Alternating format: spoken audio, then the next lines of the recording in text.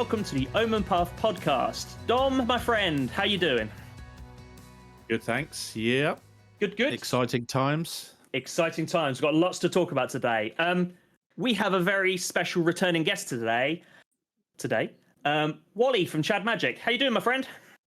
I'm doing great, guys. Thanks for inviting me on. It's my first time on since the name change, so excited to get stuck in and talk some Magic the Gathering. It is, yeah. Well, we've got plenty to get stuck into. We just. Dom, first of all, what have you been up to Magic the Gathering wise recently?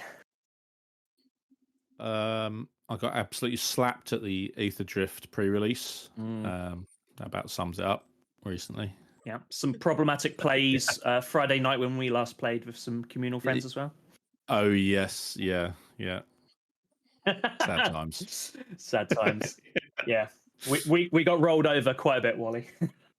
Oh, I'm sorry. I mean, I actually missed Aether Drift pre-release, unfortunately, but I've heard that green's very strong in the limited format, so if I ever go that way, then I'll just do mono green, because why not? Exactly. I made the mistake of trying to force Tamir because I opened Loot as my promo. But yeah, I should have just gone Selesnya from the start because I had the white-green Gear Hulk, which is actually really good. It's a good card, that. I mean, whenever I open, like, a limited pool or a sealed pool, I just think, how am I forcing black today? That's always my attitude. I do the same with blue. It's fine, Wally. I do the exact same thing. Different people play Magic in different ways, and that's okay. Yeah. I'm the filthy, dirty blue player, and you're the dark, emo black player. Exactly. Yeah. Exactly. So today's podcast, we have got loads to talk about. Since the last podcast, there's been lots of spoilers, lots of previews. Some of it has gone under the radar, or don't really shouldn't have. So, and then we're going to talk about these sets in general and how we feel about it moving forward, going into Commander, and just in a general. But before we get into that, Wally, tell us about your one half of the Chadmagic duo. Tell us a little bit about how Chadmagic's doing and what you've got up and coming. And also, tell us about Chicago, because that looked amazing, apart from your issues with the airliner, but of course. I'll touch on the issue of the airline, but I've got a bit of PTSD there. But no, some really exciting stuff with the channel happening at the moment. Obviously, we're going about our business, releasing our Commander content roughly every 2 weeks and things like that. But we've had some really interesting meetings today, specifically, just before recording this podcast, about expanding some of the relationships that we've got, bringing in some new relationships to effectively what we want to do is upgrade the quality of the content, which means investing a bit more money into our studio that we moved into in September. So I specifically want to upgrade the lighting, and Christian wants to upgrade the cameras. So we'll do both of that ideally. We're also looking to take on an editor as well to take some of that work away from me and Christian, so we can focus on a bit more of the other aspects of the channel, like the community building that's really important to us. Because Christian and I, we probably both mentioned it when we've been on the podcast in the past, we are not tech people, we are not media people. So the editing aspect of it, which is obviously really important to Commander gameplay, is the bit that we are both least good at and also least happy to do. So 2.5 years into the channel, if we can find someone who can do that to a better standard than us and crucially do it instead of us, then quite an exciting time. So fingers crossed those things start to come, and no doubt there'll be announcements hopefully coming in due course. But Chicago. So this is all prefaced by the fact that we got to Chicago and I got a text on my mobile phone saying, "We're very sorry, but your baggage didn't make it." This was because we connected from Manchester and that flight was delayed by about 20 minutes. So me and Christian had to mad sprint across the airport to get to the connecting flight. They helped us through security and all that sort of stuff. But obviously the baggage didn't quite make it, which was particularly annoying because we got onto the flight to Chicago from Heathrow, and that was then stuck on the ground for 40 minutes. Something to do with or not closing. So it's really dumb. And then, so we got to Chicago, got that message that I mentioned. And when we got to Chicago, the bag was actually already in the air because it was put onto the British Airways flight that came like 6 hours after us or something. Okay. Right. So we got to Chicago at 3 p.m. The bag got to Chicago at 6:45 p.m. We did not receive the bag until about an hour before we left to go to the airport on the Monday. Wow. Yeah, so this is the level of incompetence. I mean, I work for a business where you relentlessly pursue doing what you need to do for your customer. And I just cannot for the life of me fathom how that bag sat in Chicago airport from when it arrived on Thursday evening through Friday, through Saturday, through Sunday, through most of Monday. And yeah, I mean, I don't want to focus too much on that because what I will say is all of our filming rig was in the bag, the cameras and cards were in our hand luggage. And I just want to give a big shout out to the members of the Magic community who helped us get a rig together to film with. Yeah. We were assisted by probably 5 or 6 other creators, and I was just really humbled by the kindness and also the flexibility of the guests that we got on the show, who were able to move things around, various bits and pieces, some of them very busy, to allow us to basically film 3 pods back to back on the Sunday of the convention, which is actually really good fun and saved us a lot of time in the setup. So that might just be how we do things in the future, just do it all in one day. So some lessons to be learned there. But I'll also, without going into too much detail of one of the games that we filmed with the Howling Salt Mine. Oh, wow, amazing. They're another am I allowed to mention other podcasts on this? Oh, sure. Oh, yeah. I mean, I listen to the Howling Salt Mine, and I love their stuff. I think it's fantastic. So they're a really cool podcast. For those who haven't listened, definitely listen to the rest of this and all of Alex and Dom's back catalogue, and then go on to listen to the Howling Salt Mine. You're a good man. Because they see, I'm repping you here. You're a good man. We specifically put a pod together that was designed to be as salty as possible. Oh, yeah. So I was on Tergrid. Christian was on the Jingataxius from Kamigawa Neon Dynasty, the one that counted. Yeah. We had somebody on Guy Ruder Clones, that was Sam, and then Tony was on a Steal Your Creatures deck. And this isn't a spoiler because we're going to use this fact in the marketing for the episode when it comes out tomorrow, 5th of March. At one point, there were 3 Tergrids on the board controlled by different players. Same time, there were 15 Guy Ruders and 2 Ristic Studies. Oh, okay. Wow. Okay. That's wild. I love it. It was wild. It was crazy. And it was probably the most fun I've had in a game of Commander for years. Nice. Because guess what? It turns out that when you agree and set expectations for a game of Commander and you all abide by those agreements and expectations, you actually have a really fun time. Yeah. Who knew it? Sounds like everyone was on their bracket 4 decks. Well, I don't know if it was bracket 4 or anything like that. It was just specifically, let's bring the salt. Let's just be really spiteful, really petty, and really nasty to each other.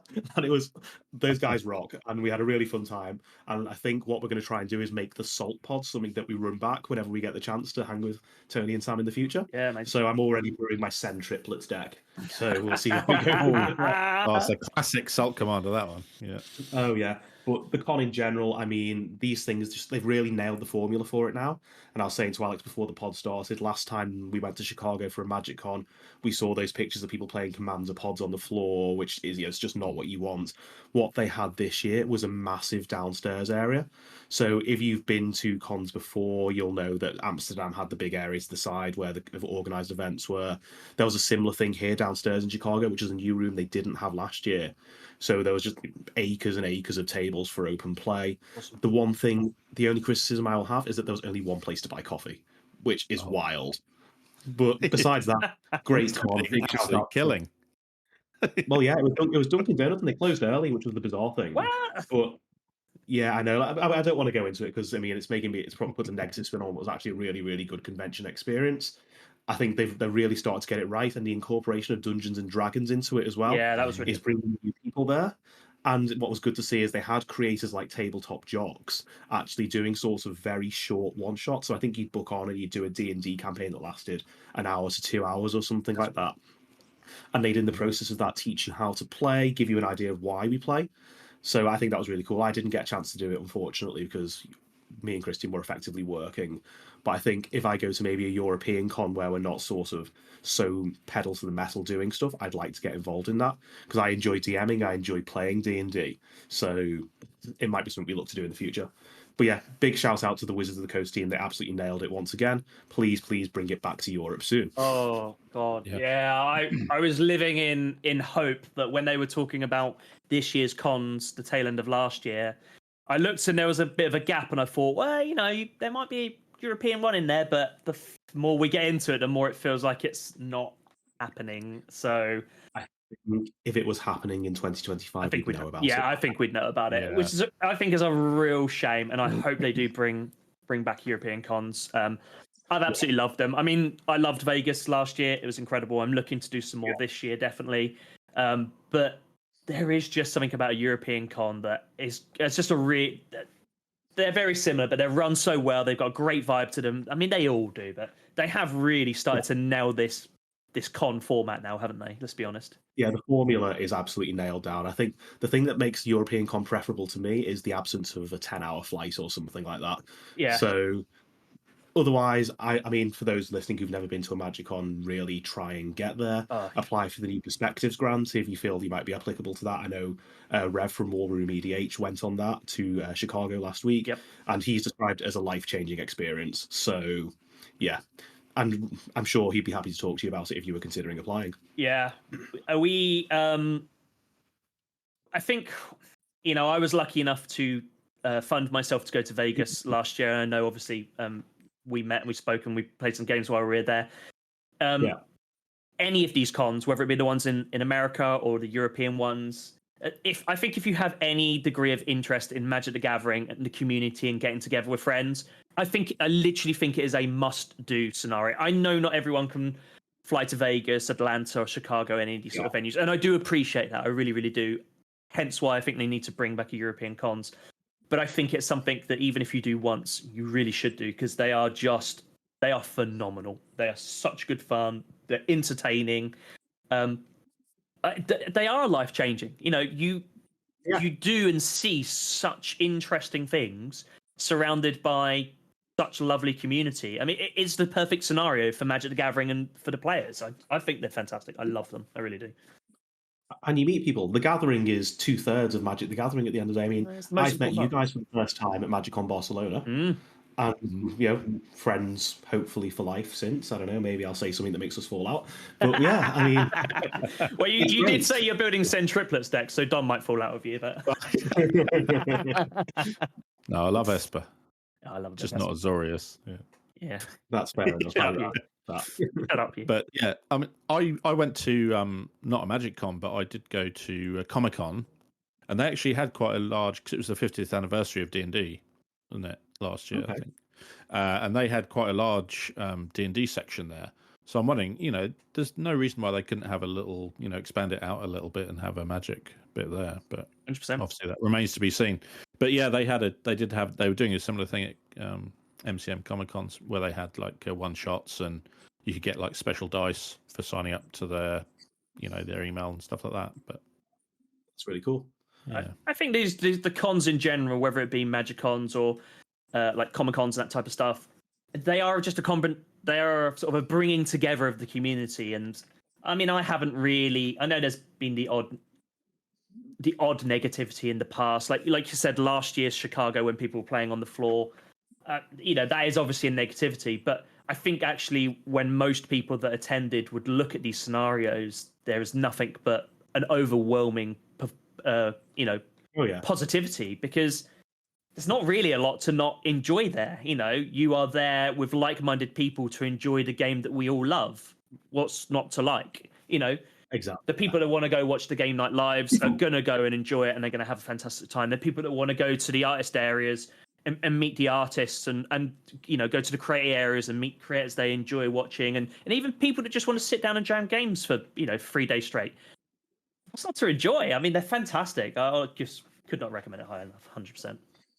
Yeah, really. The only problem is a con or a command fest or something like that. Yeah. My only difficulty is there's just too much to do. You have to make decisions. You are right. You do have to make decisions about what you do. But yeah, there is something there for everyone. So it's just managing your schedule, and they've been quite good, because they have an app where you the can app is very good. Things to your schedule. That makes your life an awful lot easier. 100%. So I'd highly recommend that as well. 100%. It was a big improvement, that app, wasn't it, once they brought it in? Yeah. I mean, what I've started doing now is I don't book onto any events at MagicCon anymore. And that is because obviously Christy and I effectively go to work, so it's hard fitting it all around. Yep. But I actually just enjoy jamming games with people. Because, I mean, firstly, like my friends in the careers community like yourselves, it's the only chance at events I really get to play games, so I want to do that. But then people who watch the show want to get a game with us. I mean, there was somebody who built a deck based on a deck that I built on the show like maybe a year ago or something. So signed the commander for them, got absolutely battered by it. That's cool. And, I would hope is a memory of the event that they enjoy. I mean, building that type of community, I mean, it's fantastic, and it's great. Yeah. That's it's nice to do these type of things, for your community as well, isn't it? Oh yeah, for sure. I mean, it's really humbling. Well, when people come up and ask, to take a photo and stuff like that, because Yeah, I feel like it's one of those things that I'll never get used to. it's So very odd, isn't it? yeah, it's like I'm just a normal dude who occasionally films himself playing Magic. Like it's weird, but it's good to know that you're making people happy and they're enjoying what you're doing. Because ultimately, if that wasn't the case, what's the point? Oh yeah, 100%. 100%. It's all fine and dandy saying, oh, I put it out there and drop it to one side, but like you sort of said, it just it's very easy to get caught out by it. Someone pings you a message like, I'd love to catch a game with you. Are you going to such and such? And you're like, yeah, I am. Actually, I'd love to catch a game with you. It'd be amazing. Or they rock up to your your creator slots and stuff like that. It is humbling, isn't it? And Yeah. you're right. You guys are definitely a bit more recognizable than myself, but when people pull you to one side, it's hard to get used to, isn't it? Yeah, I mean, I'll never forget the first time it happened to us. It was in Barcelona, and Chrissy and I were just filming a bit of like B-roll and stuff. And this German kid comes up and asks us to sign his binder. Yeah. I was like, firstly, I've never signed a binder before, so that was a new one for me. But like, just the fact that somebody, I mean, we were maybe 2,000 subs at the time. Yeah. The fact that somebody recognised us and waited around for us to do what we were doing, and then comes over and very politely asks to get a photo and all that sort of thing. It was mind blowing. And I remember I asked CGB actually in Amsterdam when someone came over to ask for his autograph just before we filmed. I was like, Dan, do you ever get used to this? And he also said no. So apparently that's just going to be a feeling you have forever. Yeah. Make your peace with it, I suppose, isn't it? Exactly, yeah. Good. Good problem to have. Well, yeah, exactly.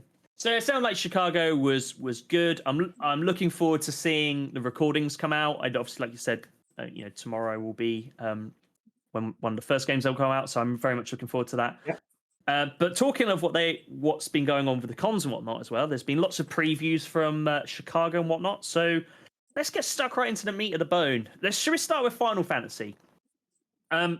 Wally, what's your experiences with Final Fantasy? Not just in like Magic the Gathering, but the IP in itself.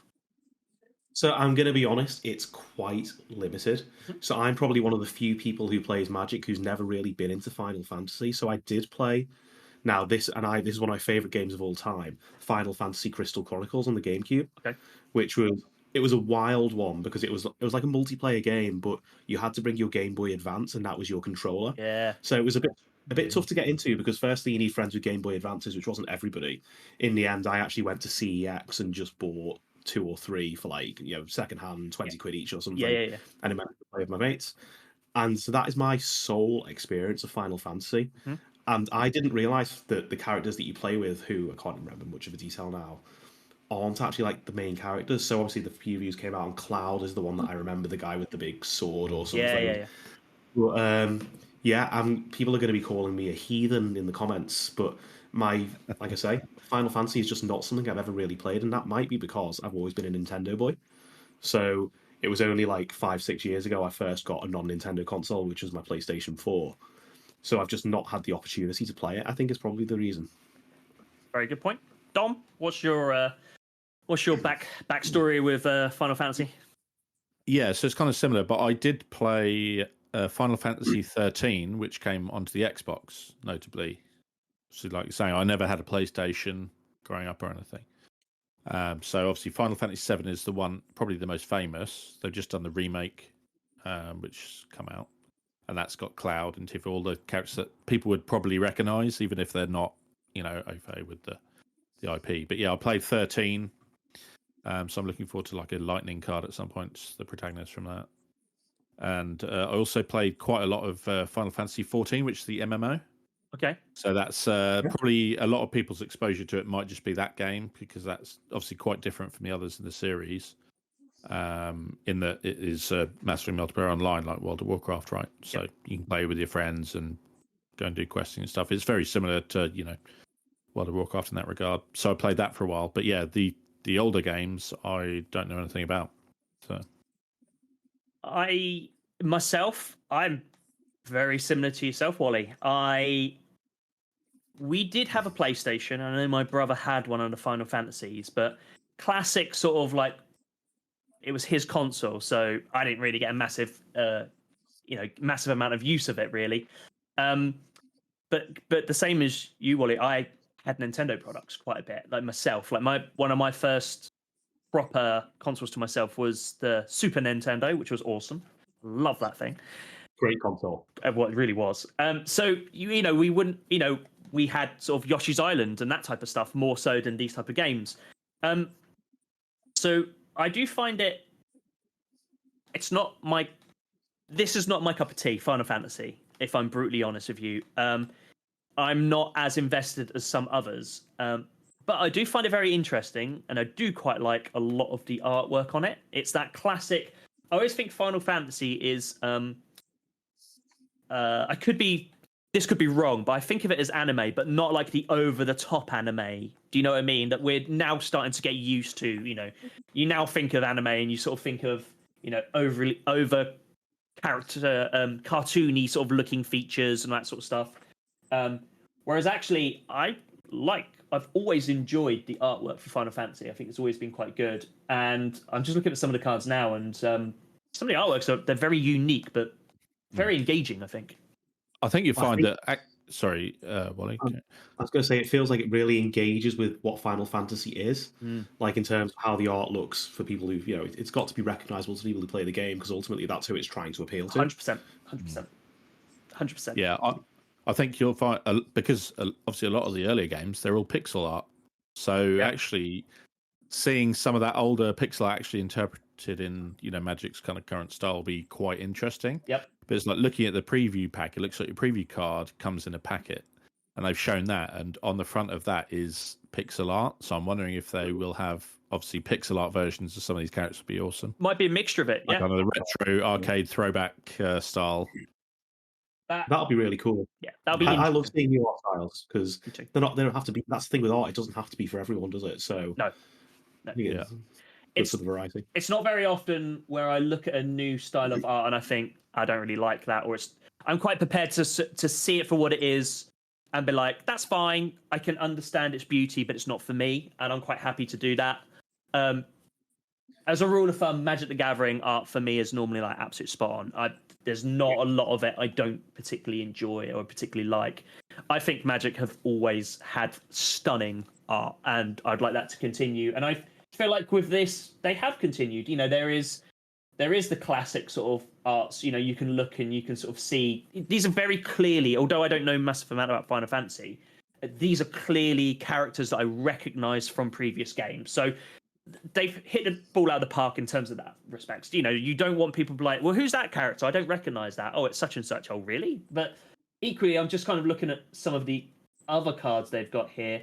And they're still characters, but they still look the artwork looks very Magic the Gathering. So they sort of seem to have melded the two together, which I think that's how you should do it with these sort of things, really.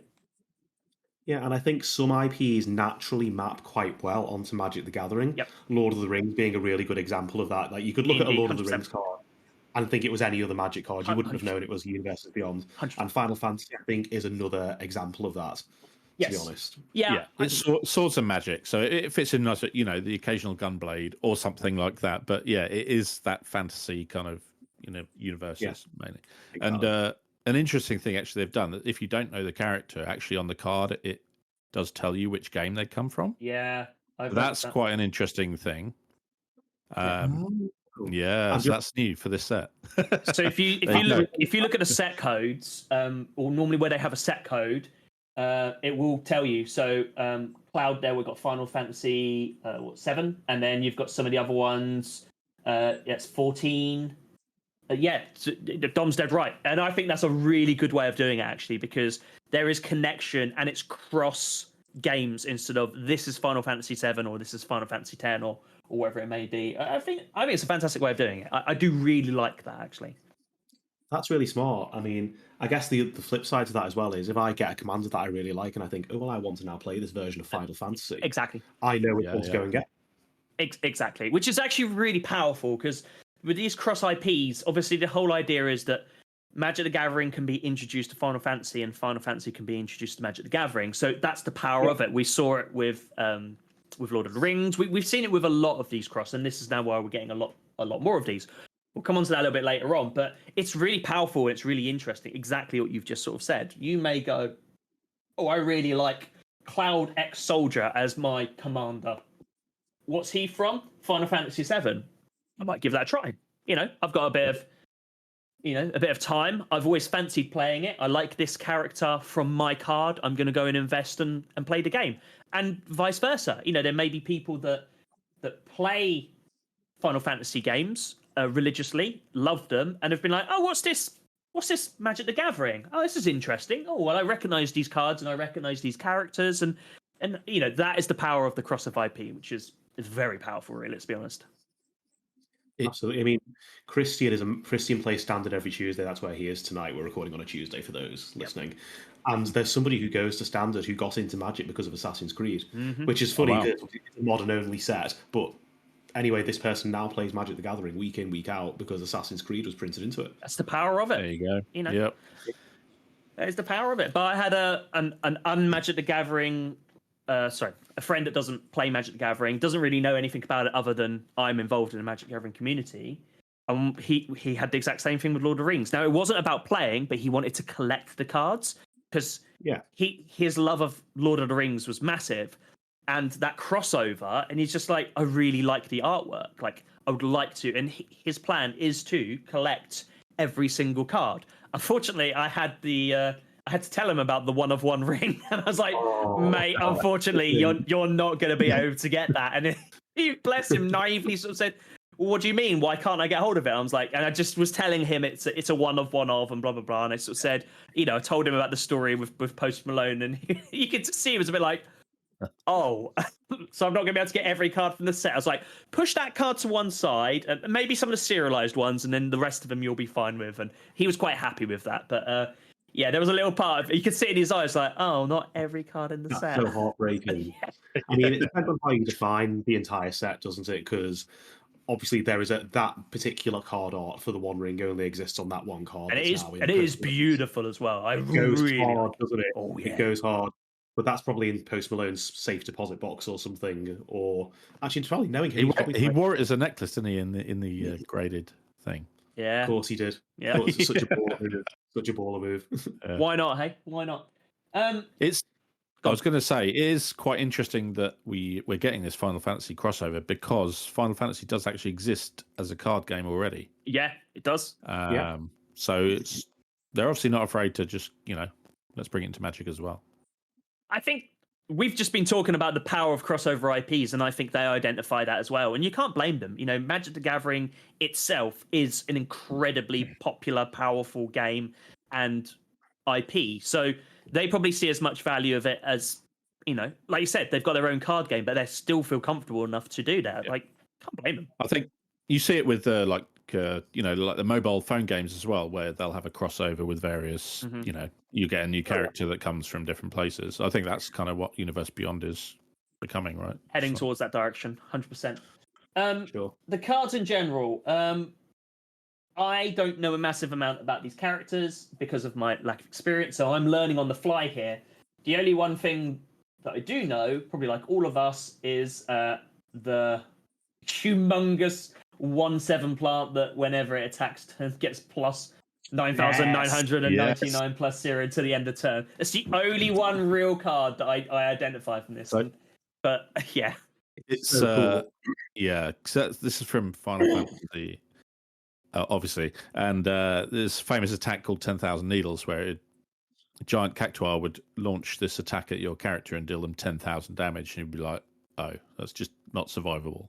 Can we also just mention that Jumbo Cactuar has a moustache? I think that I look at that and I'm like, why has it got a moustache? And I'm like, why hasn't it got a moustache? This is awesome. Yeah, why not? It's so cool. And I think I said this on Twitter as well. Somebody should make a Dan out of Jumbo Cactuar. Oh yeah, somebody who knows more about Magic than me should just go and do that and make it hilarious. There's so many shenanigans you can do, like flinging or giving it trample or what have you. Yeah, I think it deflecting palm. Yeah, I know. I was thinking, you could put in there. It would make a perfect kind of Dan style. Oh, 100%. Yeah, definitely. Obviously, this card particularly has got a lot of traction. There's normally I think a bit of a meme card, if I'm brutally honest with you. It's my personal opinion. But whereas it is one of those cards where you read it on the face of it and you feel like, oh yeah, I'm going to swing at you with 10,007. Like, but it's a lot more complicated than that. There's the turn dice to removal. Obviously, a 1/1 will chump block it. So there's a lot more to dance through about it. But I think it'd be really interesting to see what people do with this. And Dom's already mentioned it. Obviously, you've got fling mechanics and that type of stuff. Trample is a thing. Flying is a You're thing. You're going to see this in every Xenagos deck, right? Because that gives it trample. Yeah, it is. It notably doesn't double its power, or it does from 1 to 2. So you get hit for 10,001 damage instead. But it's the trample, which is the problem. Yeah, and haste. Exactly. And there's, I mean, you can't block 10,000 trample, can you? Let's be honest. No, that's not on a normal board state. You're going to struggle in most games, I think. Yeah, it's if it connects, it's going to be, there's not many times where you're going to take that on the chin and brush it off and be like, is that all you've got, bruh? Do you know what I mean? Chandra's Ignition is a classic one as well. Yep. So you can attack, it gets blocked, and then you cast Chandra's Ignition, deals 10,000 damage to everything. So, that's another good one. Yeah. I am looking forward to what the community does with this card. Like, as much as I call it a bit of a meme card, I am legitimately looking forward because there's far smarter people than me that will really make this shine, and it'll go hard and it'll be funny, and I am looking forward to that, definitely. Am I right in thinking that card's going to be in standard as well? Yeah. Yep. There's definitely a standard deck to be built around this, for sure. There's got to be something in there. Somebody somewhere is cooking a standard deck. What is the set code on that card if you're looking at it, Alex? Because that'll tell you. Because there are 4 commander decks releasing with this set as well. Yes. And they're based around, like, each commander deck is based around one of the games. So you've got a Final Fantasy VII, and then a Final Fantasy 14 as well, and another 2. So the set code is FIN.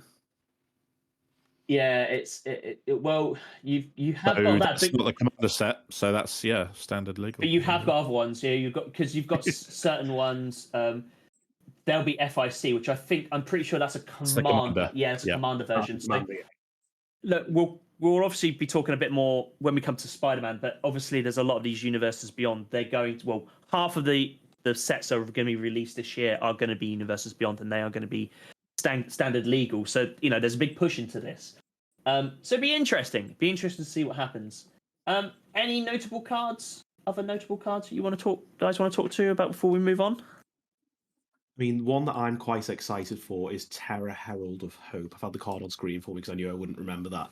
And it's basically Alesha who smiles at death, but in Final Fantasy. And I like cards like this because it allows you to sort of really abuse some of the rules of the game. And what I know it's a pre-con commander, and Christian's pretty determined to play it when we do eventually do that episode. But I think I will build my own version of this deck, and I'm going to make it modular tribal. Ooh, yeah, that's cool. Okay, yeah. Because I think that's really cool. Because obviously in the graveyard, the creatures are 0/0 or something. But you bring it back for 2 mana. Oh, wow, here's 7 counters on it. Yeah, get wrecked. So that's cool. That's kind of what I want to do with it. I like that a lot. What about yourself, Dom? Anything particularly jump out for yourself? Not in terms of cards, although I did pre-order the Final Fantasy 14 Commander deck Collector's Edition because that is the game that I played the most. Mm-hmm. So I'm looking forward to that and seeing some of the other characters as well. So, nice. But the Commander looks really good. Yeah. That's Esper as well. So it's Yoshitola, I think. Yeah, Knight's Blessed, I think, isn't it? Yeah. That's So basically, it's interesting because it cares about mana value 3 or more. That's interesting. That is interesting. And drains your opponent and gains you life. So you could build it a lot of different ways. It'll be interesting to see what the full deck list or the pre-con comes as. But yeah, you could do it with artifacts or just spell slinging, I guess. Yeah, as well. Esper has a lot of. I mean, I love playing Esper. I know Azorius is my boy, but Esper is one of my favorite tricolored. I just think I really like those colors together. They work really, really well in my opinion. Cool. Okay, so we've touched on Final Fantasy a little bit. Let's touch on to the other universes beyond, which we haven't seen too much about this, but obviously Spider-Man was also previewed / spoiled over to Chicago as well. So what we have seen so far has been, I think they call these the scene collects. can't remember the terminology, but we had them in Lord of the Scene, Rings. yeah. Yeah, they create. That's correct. Yeah, so they create a scene, which basically you want to put together, and yeah, basically these are they're obviously designed to be played and used, but they're supposed to be sort of put into to create a scene, pop in a frame on your wall type thing, which I'm a massive fan of these. The Lord of the Rings one, I absolutely love those ones, so I'm glad to see this. But it's our first look at the Spider-Man artwork, and I know obviously there's been a discussion. This is not quite the art style they're going to be going with, but they have said they're leaning more into Spider-Man comics, not Spider-Man the films. Same as with the Marvel stuff. So this is our first touch and taste of it. And what do you guys think of it so far? I like it. I mean, I think the scene commanders that we've seen are quite low power, and I think there'll be more stuff that's quite spicy coming out in the set. I agree. But I think in terms of the art, I think they've absolutely nailed the Spider-Man aspect of it. And I know some people who are into their Magic the Gathering high fantasy art will be upset by it. But I think if that's just sort of potentially a price you've got to pay when it comes to Universes Beyond, that you're not going to love the art, is what it is. Yep. I think the cards are cool. I like the flavour of them. I'm excited to build Doc Ock, Evil Inventor, which is the Demir one. Yeah, looks cool. Looks really And yeah, I want to see some more. Show us Lady Spider-Man. Show us Miles Morales. Show us all the other cool stuff that can come out. Well, they have obviously the preview to some of the other products, and so you've got Miles Morales is pictured on the collector booster art, along with Gwen as well. Yep. Which is always good. It's nice to see there's a versatility in there, which is always good, and it's spanning across lots of different scopes of Spider-Man. Obviously, the scene one looks very. It's not. Yeah, so it's sensational Spider-Man, which obviously, and then you've got Ultimate Spider-Man, Superior, all of these different comic runs that obviously have different art styles and draw on different storylines and things like that, different villains. So yeah, you're going to see a whole load of different Spider-Man cards from all these different kind of comics and different styles for each one. Yep. So I think there'll be something for everyone. They've also said that actually the welcome decks. Yeah, there's going to be welcome decks for Spider-Man as well, which is great. Absolutely, that's exactly what Universes Beyond should have been doing. Probably from the start. Yeah, these welcome decks. So you can take in, for those people who don't know, you can take someone in to your LGS, say, I'm here to, teach this person how to play Magic. And you get given these free welcome decks and you get to teach them how to play with these new cards. And then you get to keep them at the end. So it's perfect. It's like recently my trainer, Dan, I took him down to Langdon. Yep. And he got a couple of welcome decks. And then, straight away he enjoyed playing. And he bought a Precon, playing Commander with him as well. So, these kind of intro products are perfect for people who might not have necessarily ever played Magic before. This is the power of this type of product, Lo. You've basically just summed it up there. Someone that has an interest, rocks up, plays these intro style products, but then moves on to moving into Commander, and then which then puts him into a sphere with a lot of other people. It's the natural progression. I think there's a really positive step forward, and I do agree with you. They should have been doing this from Lord of the Rings, if not earlier. Let's be honest. Yeah, for sure.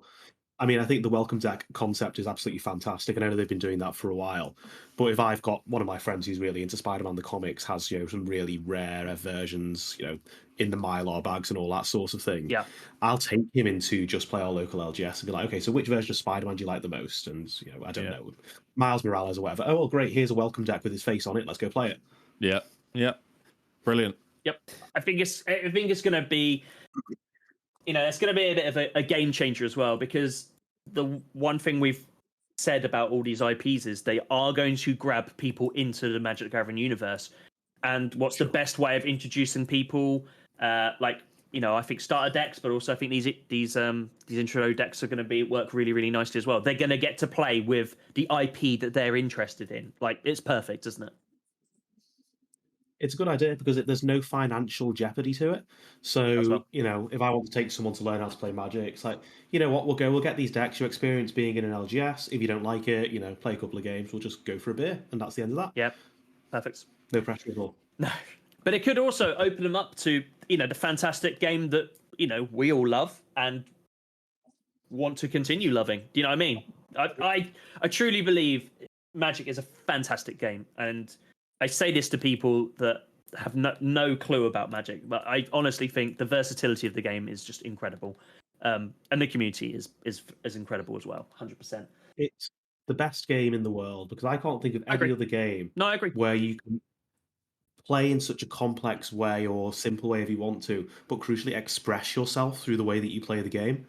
I know of no other version of that. And, I'd love to be told that there's others, but I don't know that there are. I think the closest thing you're going to get would be the customization of your characters on a digital game. That's about as close as you're going to get to that. Whereas actually, that's fine, but I think that is the beautiful thing about it. There's going to be opportunities that if you want to create your Frodo deck or your Spider-Man deck or your SpongeBob SquarePants, whatever it may be, you can do those things, and I think that's great.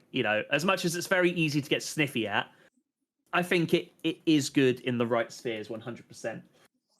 You guys looking forward to Spider-Man set? Yeah, I think so.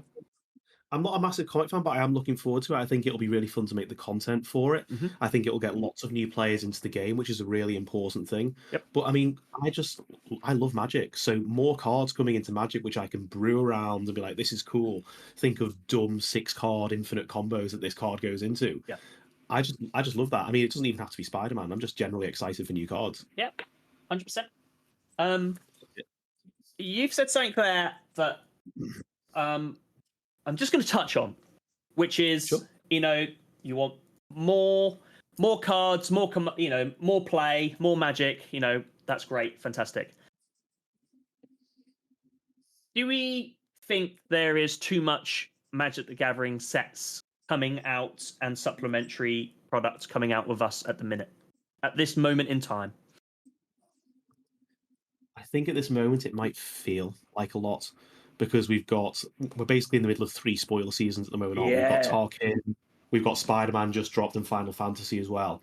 But from what I can tell, and maybe I'm wrong because I've only been playing the game for like 3 or 4 years, it feels like the density of sets coming out is about the same or maybe even slightly less than what it has been in the past. I think it's just the fact that we're having this relentless bombardment of spoilers and the relentless bombardment of reactionary content to it as well that's making it feel like a lot's going on. But whereas I think actually if you in the cold light of day, that might not be the case. I think Dom would probably know this more so than I am because he's definitely the brains of the outfit here. I think this year we are having the most set releases that there has been, if I remember rightly. I think into standard it will be because you're going to end up with 6 standard releases this year. Yeah, which is unprecedented. Normally it's 4. Maybe I'm wrong. Right? Yeah, that's well, no, but you're not wrong. Yeah, so... you're not wrong. It's just that now, whereas we would have a standard release, we'd have a Masters set, we'd have another standard, then there'd be a commander sort of speciality, another standard release, and then we would have modern set, or something that isn't going go back to standard. Innistrad or whatever exactly. Whereas now we are having lots of standard sets, almost a bit back to back. I'll come by back. Bringing all of the Universe Beyond into standard. That is creating a massive card pool, but also actually from a certain viewpoint, say if you into your powerful cards, actually there might not be a Spider-Man that you want to build your commander around because it's just too weak, for example, because it is a standard card. Yep. But I think they've done a good job in, obviously they said, back in this fire design era where they went a bit overboard, but actually there's nothing wrong with bringing the power level up as long as they, ban when necessary and more frequently if needed. There's nothing wrong with having a higher power level of standard. Yeah. But it'll be interesting to see how this influx of cards will affect standard because there will be a huge card pool. There might be, there'll be some infinite combos that sneak through and all this kind of stuff. So they're going to have to be quite sharp on the bans, but I think it's good for standard players, but because of the premium pricing on these. Well, to be honest, hold on. Yeah. I want to talk. I want to talk about. I just wanted to, just because Wally had primed it, I just wanted to dip into that moment in time. But I do want to talk about this, and I want to talk about it towards the end. But I just kind of want to move on to a set that I am legitimately really excited for, which has, unfortunately, because of the Final Fantasy previews and the Spider-Man stuff as well, all coming a bit close together, which is our next standard set, which is going to be Tarkir Dragonstorm. I am actually really looking forward to this. I like Tarkir as a plane from the previous sets, although I wasn't playing. I have been looking at older cards. I've been looking into these older sets. Excuse me, thoroughly enjoyed it. And who doesn't love massive dragons, right? Who does it?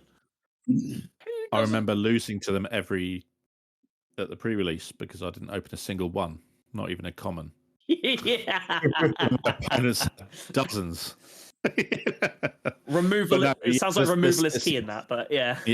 The set itself was brilliant, and this was back in blocks, right? Yeah. So you had, we had 3 of them, I believe. I think yeah, it was 3, three time traveling with the clans, the dragons, and the Fate Reforged, and all this kind of thing.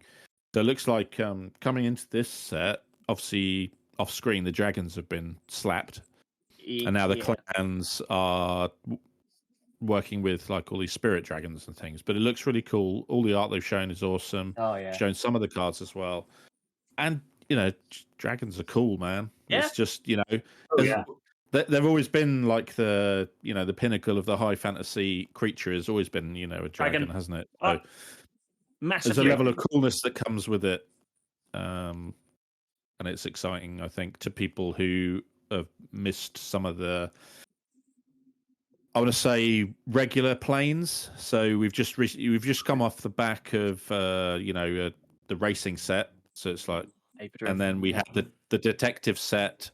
And the cowboy. And the cowboy set. So actually, going back to a plane we know and love, actually, it might be a little bit of a breath of fresh air if you haven't been enjoying recent sets. And there's been some great cards and things in there, but I know some people think, it's why these planeswalkers that I love wearing a cowboy hat when they're actually a queen on another plane, right? It's like, it makes no sense. Now's the time, actually, I can get back into this, what Magic is all about, which is visiting the planes that you love and going back to them, seeing the characters that you enjoyed from that plane. And maybe some of these characters, because of the Omen Pass, will then, move on and we'll see them on other planes as well. So, interesting. You made a really interesting point there, which is, the last few sets have been, we joke by calling it the cowboy set, the car set. Actually, Pleasant Kenobi done a video very, very recently about this, and he put it. I would say to anybody, however you feel about Vince, go check this video out, because actually he puts it really, really well. Which is, the design of those sets might not be to everyone's liking. They're not always quite clear. Why you've got why you have certain characters that are in this plane with said cowboy hat, detective hat, or racing helmet, or something along those lines. He puts it very, very well, and I would definitely go recommend putting it. But Dom's also made a very good point there, which is this is probably our first return to quote unquote a traditional plane. And I'll be honest with you, I'm looking forward to it more so because of that. I had no issues with Aether Drift or any of those other planes. Thunder Junction was a bit of fun. I liked some of the special guest cards that were coming out. I thought there was some good value in the packs. Murders at Karloff Manor, I actually enjoyed. I like that murder mystery feel and vibe.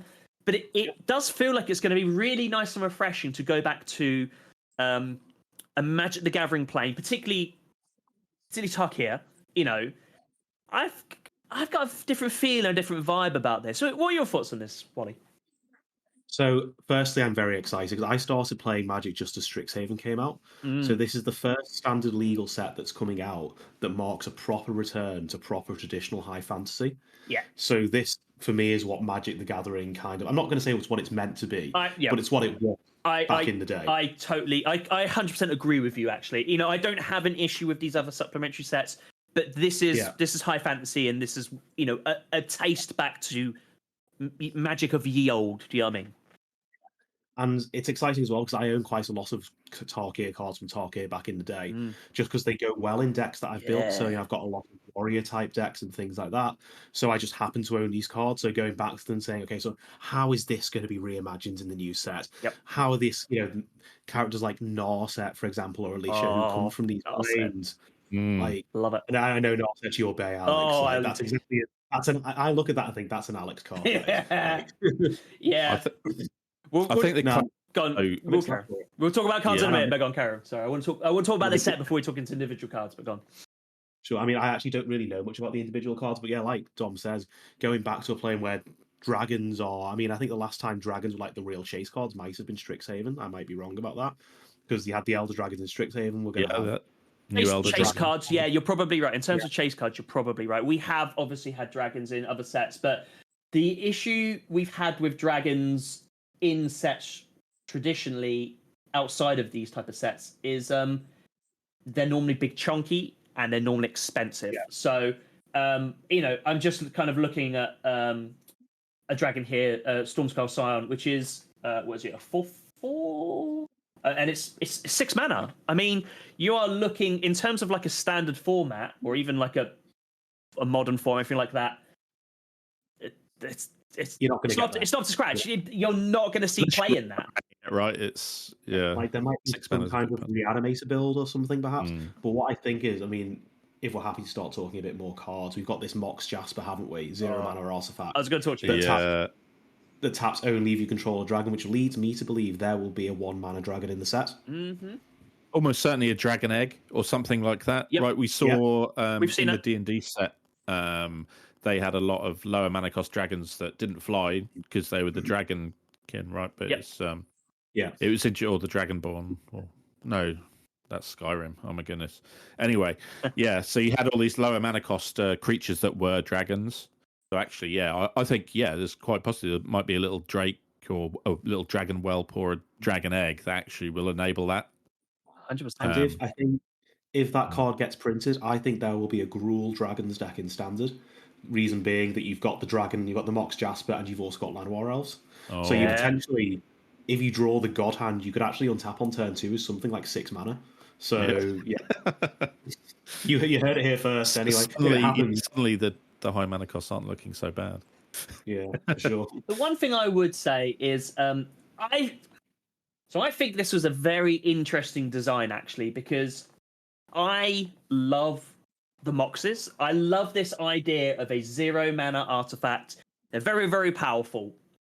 But the thing I really like about this is that, let's be honest, dragons aren't known for their cheap mana costs. So this will help get those dragons out a little bit quicker, which I think is perfect and fantastic. And I love that they've been bold enough to reprint a Mox, but they put the design into it that it's only if you control a dragon.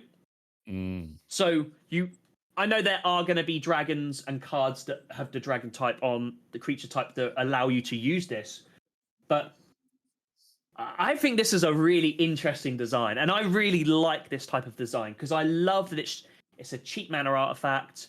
I know not everybody loves them, but I really like this. When I saw this, I was like, yes, this is really, really good. This is not a broken artifact, in my opinion. By no means. But a 0 mana artifact or 0 mana cards full stop is still very, very powerful. But I love this activate only if you control a dragon. I think that just tempers it down, and it's definitely... It'd be interesting to see how this moves on. I really would do, actually. Interesting design. Yeah. So I think we start getting spoilers in about a week's time, don't we? And I think... Is it the 18th? We'll really start to be able... 18th, yeah. So it's a little bit over a week. Yeah, a week and a bit. But yeah, it's 2 weeks, potentially, but yes. And I can't wait for that. I cannot wait to start seeing more of this set because... I'm just really excited about it. Also, I really like tricolored cards. Particularly building Commander. Not so much in standard sets, but I'll tell you the question I'll pitch to you guys here. Our triomes have rotated out of standard. Do you reckon we're going to get an equivalent or something else very similar? Well, Tarkir was always the fetch land playing, right? Yeah. But They're not putting fetch lands into standard. So- Come No chance. on. No chance. Come I mean, on. they were for a while, right? Well, That's where they were printed. Well, they could do it, to be fair. Like, fetch lands. Without the triumphs to fetch, what if you actually got the fetchable, the surveil lands? Probably turns it, maybe turns standard into a bit too of a modern format. But I think outside of the surveil lands, Yep. what can you really there is fetch? going to be a mythic land cycle, I believe, in Tokyo. Mm-hmm. So that's already exciting. Yeah. So, Yeah. I wonder if there'll be hideaway lands, actually. Okay. Oh, I don't know. I had a feeling. I was save them for Lorwyn, right? Because that's where. I suppose you're right, actually. But I just kind of figure out like I think there's gonna be some chunky cards in this, and what's not a better way of getting chunky cards out other than using your graveyard, which is like these hideaways. I think they're that's fair. Yeah. I Point, yeah. could be wrong. Individual cards. I mean, Wally, you've already touched onto it. Narset, Jeskai Waymaster. I saw this card. I love Narset. It's one of my favorite characters in the Magic the Gathering universe, and I do like Jeskai as well. As soon as I saw this, I was like, I'm gonna have to build this. I'm really excited to see what I can do with this. I have a very fond memory of any of my Narset decks I've built in the past. They've always been pretty grim. I'm not gonna lie to you, and yeah, I'm looking forward to building this bad boy. Yeah. Yeah, Narset is how to make friends in Magic the Gathering, that's for sure. I mean, I think we need to have a talk about Skirmish Rhino as well. Yeah. Like, you just love to see it, don't you? The card's garbage, but it'll be so good in Limited. The artwork is great on this. I love the colours. I mean, Siege Rhino was an absolute house, right? This isn't too much worse. That's a very good point, actually. Yeah. That's a really gaining it kind of shuts off mono red if you're gaining a bunch of life. Oh yeah, I was gonna say how actually lets you stabilize against that. Yeah, 100%. Yeah, maybe you're right. I mean, I think it will be a really powerful limited card, and once they solve the meta, this will be like pack one, pick one. I think. But this is the conversation I like about Magic the Gathering, because we've just you've obviously sort of said what you've just said there, Wally, and I don't disagree with you. But Dom's then come in and sort of said, well, made another good point, which kind of makes you go, oh, actually, that's a really good point. I love talking about Magic, and I love talking about the potential. I mean, realistically, we're not going to know until these cards are out in the open. You've got creators and professional Magic players start to play over this, and then we watch the meta start to settle. That's when we'll know the cards that are going to be key and the cards that are not. But I love talking about these cards. Like, yeah, this set has got me going. I'm telling you guys, absolutely got me going. I just want to comment about that sieges are returning as well. Yeah. There's the modal enchantments that you had to pick. Back in the day, it was either clans or dragons, and you got a different effect. Whereas now, actually, you're picking clans. Yeah. So, for example, the one they previous is Baron Step Siege. It's two, a white and a black, and when it enters, you choose Abzan or Mardu. So, obviously, notably, it has the two colours that fit within both of those clans. Yeah. So, obviously, there's going to be a cycle of these that work with two of each clan. And then, so at the beginning of Ren Step, if you choose Abzan, you put a +1/+1 counter on each creature you control. I mean, that's just real good. Yeah. Or if you pick Mardu at the beginning of Ren Step, if a creature died under your control this turn, each opponent sacrifices a creature of their choice. So these are both huge effects. Yeah. So that'll be interesting. We've just had a bunch of enchantment support out of Duskmourn as well. Exactly. Yeah. So I'd be surprised if one or two of these don't make some kind of impact. I 100% agree with you. Absolutely. I'm looking forward. I know I've sort of said it a couple times. I'm really looking forward to seeing this settle in, and I hope there's some really good, nice bomb rares, some nice powerful cards, some awesome mythics, not just for Commander but for Standard as well. I hope this really shakes Standard. I know Standard's in a good place at the minute.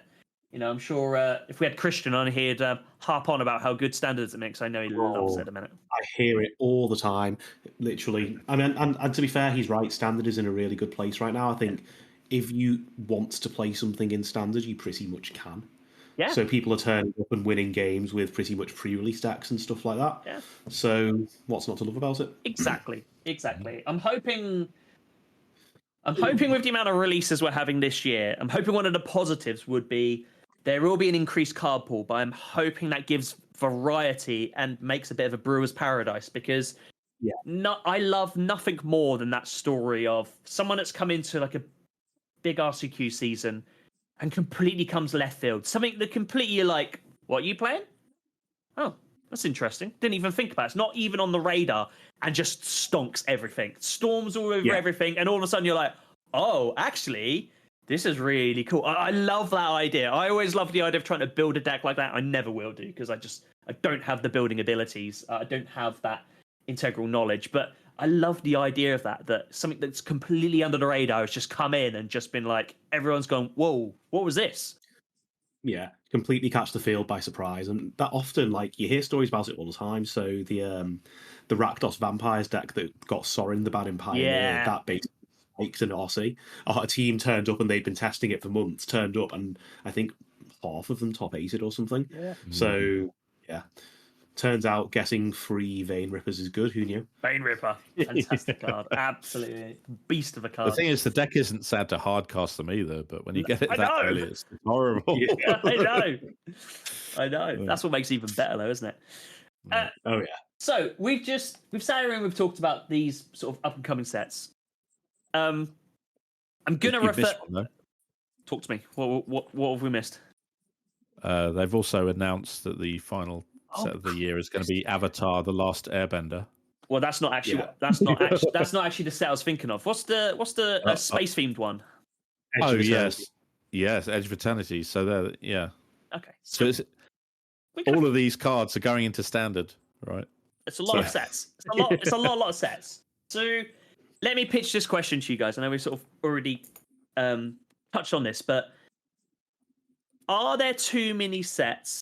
I'm going to caveat this percent. Are there too many sets about to go into standard? Dom, I'm going to ask you first, and I'll come to you, Wally, afterwards. But what are your thoughts on this?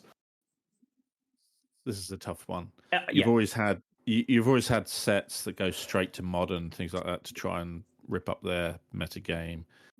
Or you've got, commander only releases, or just the throwbacks like the Time Spiral Remastered, things like that, which often have a limited print run, or you can't get hold of them because they're a limited print.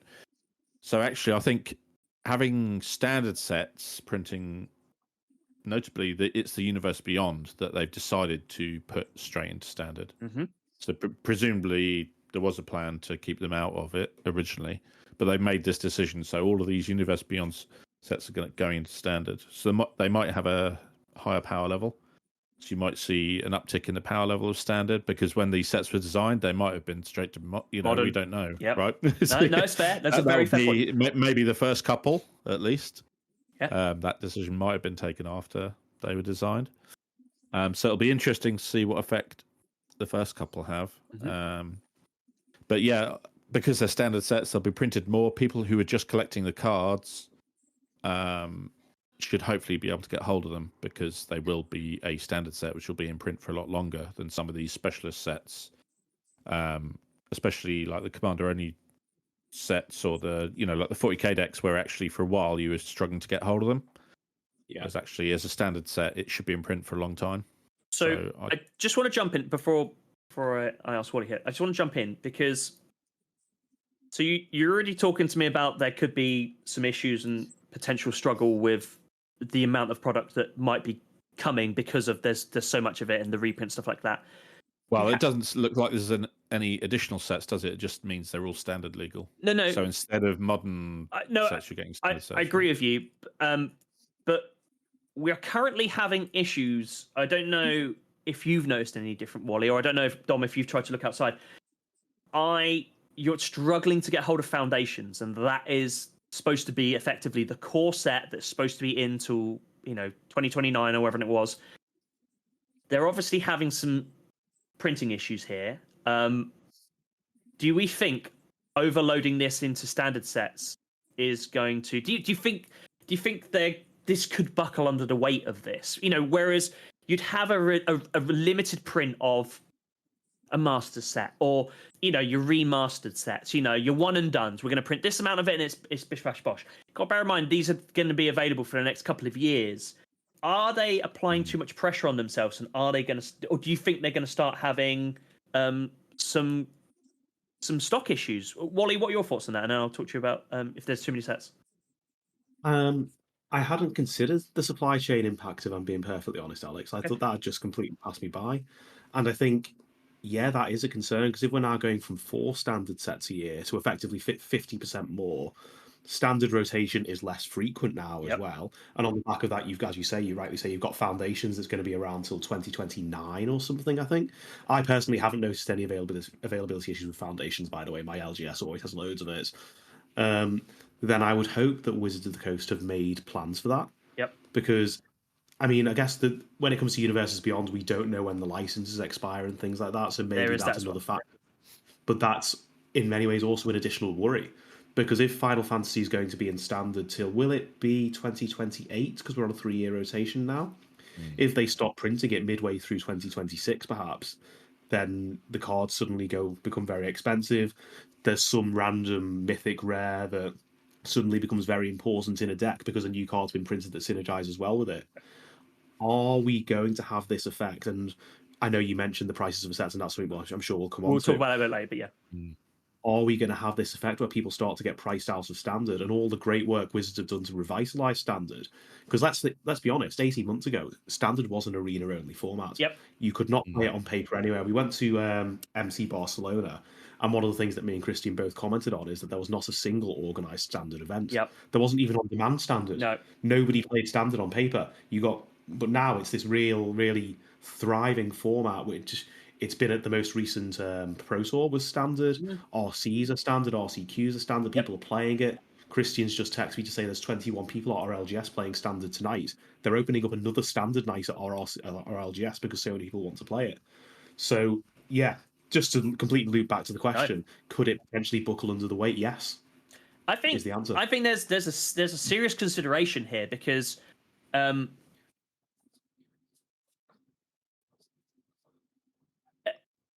serious consideration here is that there has obviously been some issues in the past, and I'd like to think that they're working their way through this instead of just treading water. Like as a business, you always have to be trying to strive and move forward. You can't just accept, oh well, we made a mistake there. Oh well, we'll learn from our mistakes and not do anything about it. So I'm hoping these are things that we're not hearing about this moment in time, but hopefully in 6 to 12 months' time, we'll go, oh, actually, there's another factory opening in Europe or wherever it is, to try and help with this demand.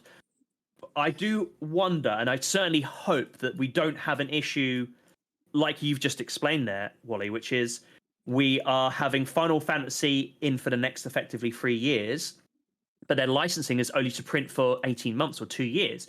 I'd like to think that they have dealt with that or have thought about that. I really, really hope so.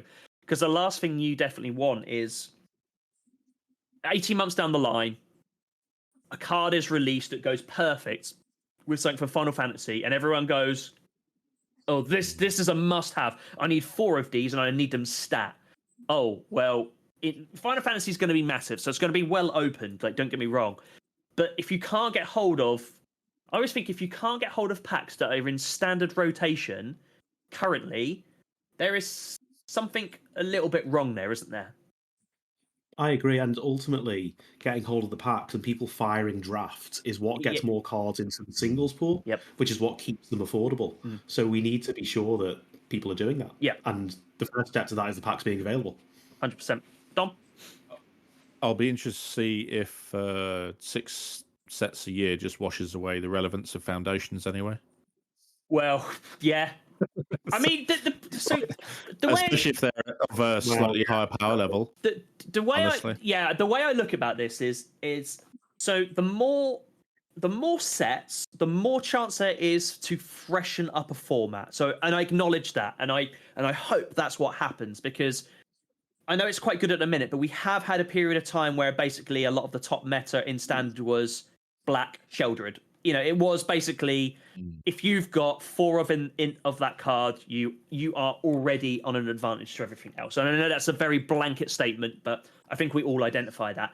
It has moved away from that a little bit now, which is good and it's fresh. I like to see new cards that enter the format. I like to see new cards that have impact, and that's fantastic. Are we going to have 6 sets of that? I hope so. Are we going to muddy the waters, or is the worst case going to happen here that we end up having what happens in Modern, which is power creep that creeps into Standard, and you have not only power creep, but then also the price then starts to inflate with it? Because we know we've not spoke too much about this, but these Universes Beyond sets, they are priced at a premium price. These are not, these are not bog standard packed price. These are, I'm not going to say inflated price. They are a premium priced, and because of that, are we a bit in danger of trying to price people out of Standard? Well, yes, of course we are. Yeah, it's if it's more expensive, you run a greater level of that risk. I hope that. And it was disheartening to see that these Final Fantasy and Spider-Man sets, and presumably the Avatar one as well, we don't know yet, are going to be more expensive, because the price of standard legal packs has been pretty consistent, I think, for at least the last year. I know the prices went up recently, but it didn't feel like anything more than effectively a cost of living rise, for want of a much better term.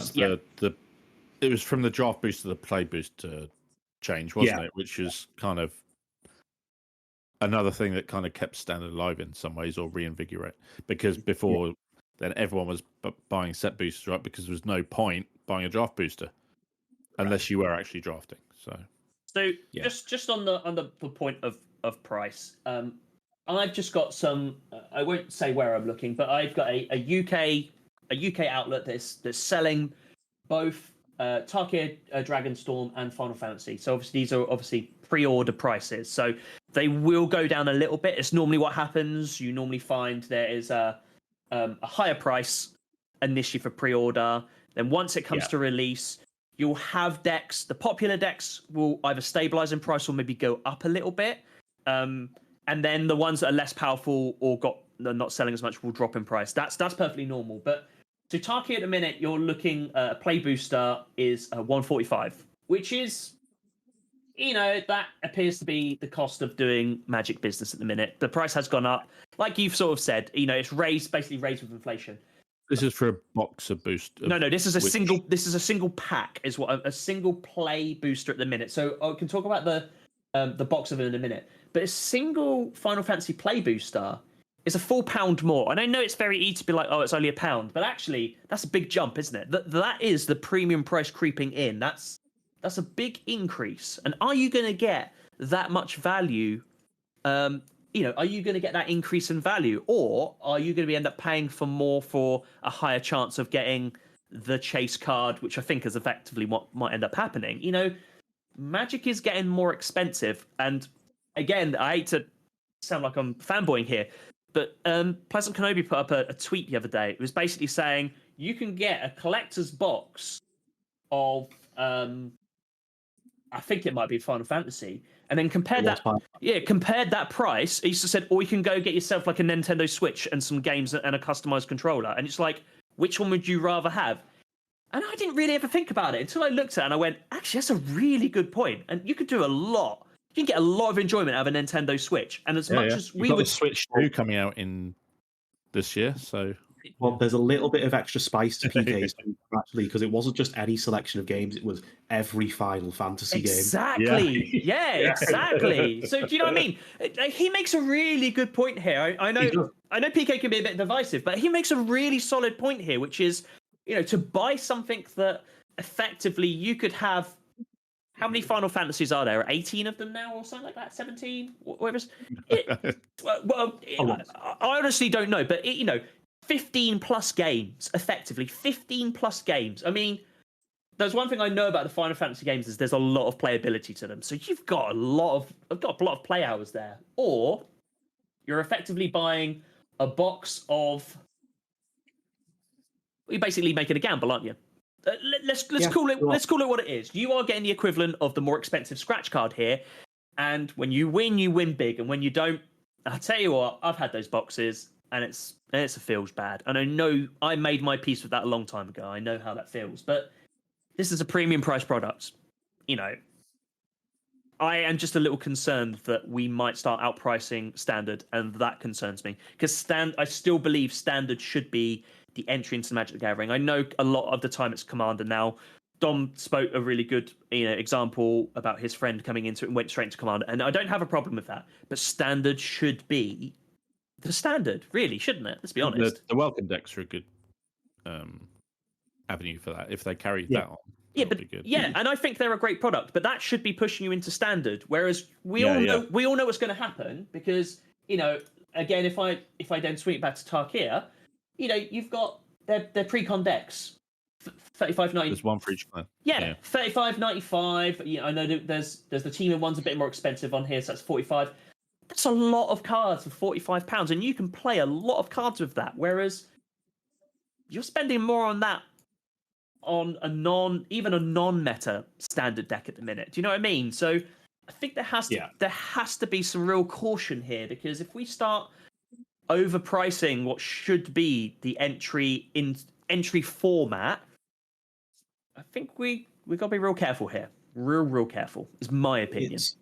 You don't want to, And thankfully, we're only at the start of it now, but it's an issue. And what my hope is that it's a calculated measure to get more people into the game. Yeah. So they're obviously more expensive because they have to pay for the IP, and I understand that. And I dread to think what they pay to get these IPs. Oh yeah. But that's why the price is going up. Yeah, right? of course it is. Hasbro released their vote, it's like actually they spent so much on licensing that their revenue, I think Wizards' revenue actually went down by 1% because of all of the licensing fees. So now, obviously, within the supply chain, the prices are going up because they need to cover that additional cost.